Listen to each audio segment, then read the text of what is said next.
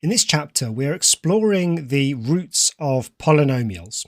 So we're thinking quadratics, cubics, and quartics. And we're going to learn all about the relationship between the expressions themselves, the functions themselves, and their roots. So let's start with quadratic equations. And suppose I have a generic quadratic equation, ax squared plus bx plus c. And suppose that it has two roots, and let's call those roots alpha and beta. Now, these roots could be real numbers, two distinct real numbers. It could be a single real number if it's a repeated root, or it could be, of course, two complex numbers. It could be complex conjugates of each other. Now, if those are the two roots of the quadratic, then it must mean that the factorized version of that quadratic looks like this. Let's think about why that's the case.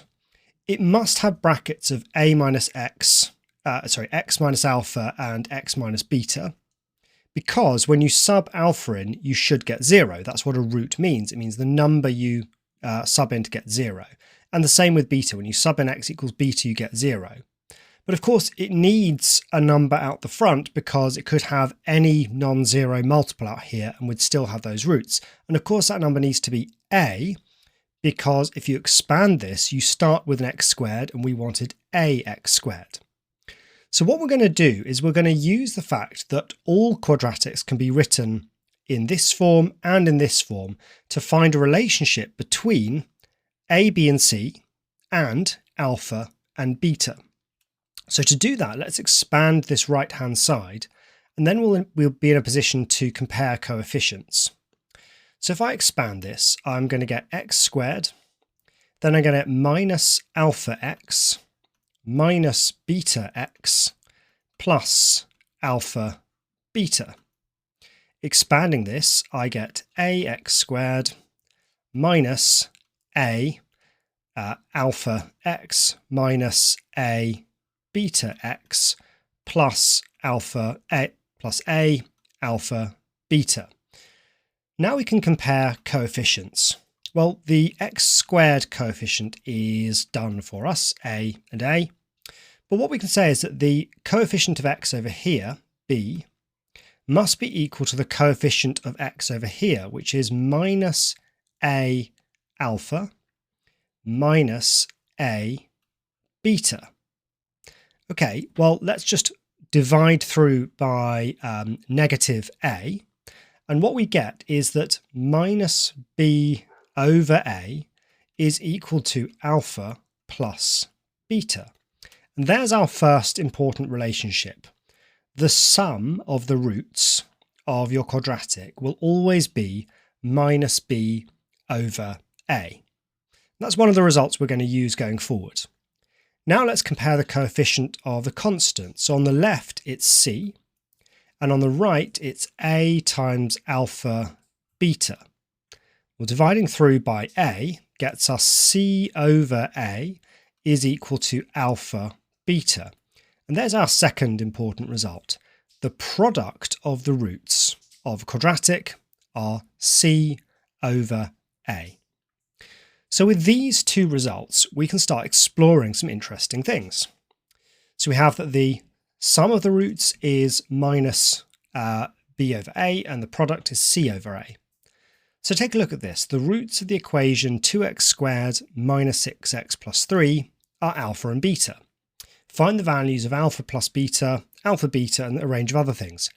Now, in this topic, you're never supposed to actually find alpha and beta. So that's important. We could obviously just key this into a calculator and find alpha and beta, but we're not going to do that. So what's alpha plus beta? Well, alpha plus beta is minus b over a. Now let's just explicitly make it clear that a here is 2, b here is minus 6, and c is 3. So we know that the sum of the roots is minus b, so that's minus 6, over a. So that's 3. So whatever the roots are, when you add them together, you get 3. How about the product of the roots? Well, that's c over a, which is 3 divided by 2. And there it is. There's the product of the roots.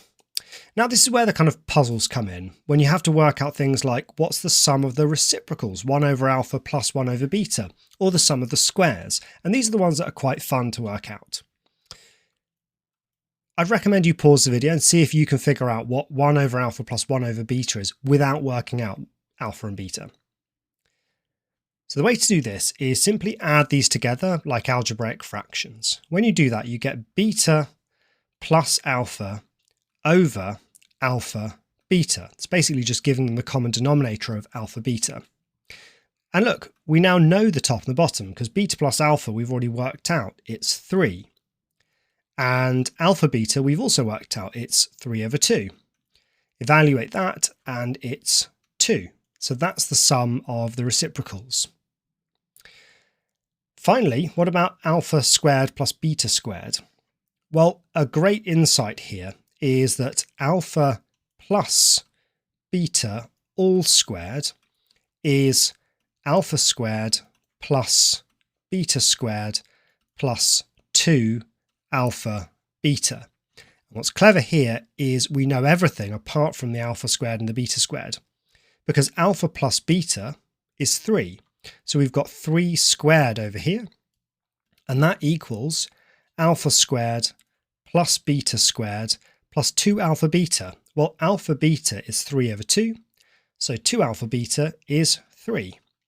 And this means that alpha squared plus beta squared must be equal to 6, because 9 minus 3 is 6. So it's quite a fun topic for this sort of puzzle solving nature, that just by using those two results for the sum and the product of the roots, you can work out all sorts of other things as well. Let's have a go at this exam question here. So the quadratic equation 2x squared plus 4x plus 3 equals 0 has roots alpha and beta. Write down the values of alpha plus beta and alpha beta. Well, we know what to do with this now. Alpha plus beta, that's the sum of the roots, that's minus b over a. For us, a equals 2, b equals 4, and c equals 3. So that's minus 4 over 2, which is minus 2. And the product of the roots, alpha beta, is c over a, which is 3 over 2. And that's done.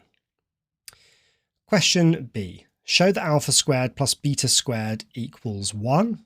Well, we use our same trick as before, which is that alpha plus beta squared is equal to alpha squared plus beta squared plus 2 alpha beta. Alpha plus beta was negative 2, square that and you get 4. Alpha squared plus beta squared is the thing we want to know, and 2 alpha beta, well, alpha beta was 3 over 2, so 2 alpha beta is 3, and therefore we've shown that alpha squared plus beta squared is 1. Okay, find the value of alpha to the 4 plus beta to the 4. Definitely pause the video and try this one first. So the insight here is that just as to find alpha squared plus beta squared, you expand alpha plus beta squared. To find alpha to the 4 plus beta to the 4, take alpha squared plus beta squared and square it, because what you get is alpha to the 4 plus beta to the 4 plus 2 alpha squared beta squared. And we know quite a lot here, because alpha squared plus beta squared is 1. If you square that, you get 1. Alpha to the 4 plus beta to the 4 is the thing we don't know. And alpha squared beta squared, well, we do know alpha beta.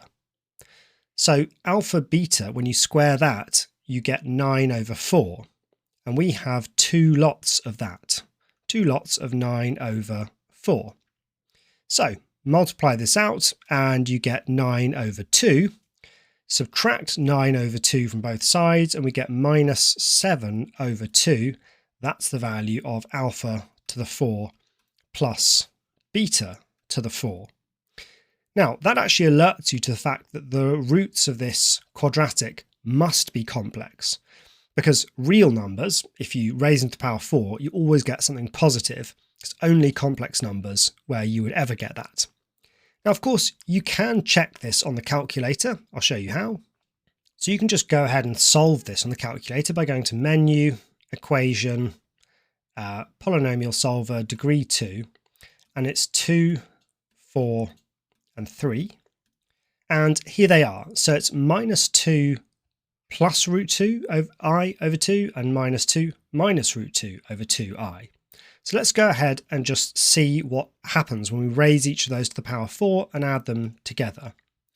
So the first number was -2 plus root 2 times I all over 2, and we're going to raise that to the power of 4. I'm just kind of interested to see what that is. Well, it's certainly got a negative component to it, but let's go in and see what happens when I add the other one. So plus, and we'll just have its complex conjugate, so -2 minus root 2 times I over 2, and we'll raise that to the power of 4 as well.